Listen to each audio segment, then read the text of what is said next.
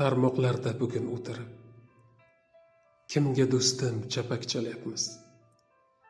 Kim mehrga zorligin ko'rib, oqibatdan ayro qolyapmiz?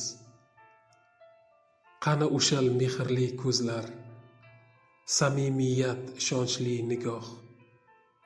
Qani o'shal sog'inchli so'zlar, yaqinlardan kutilgan panoh?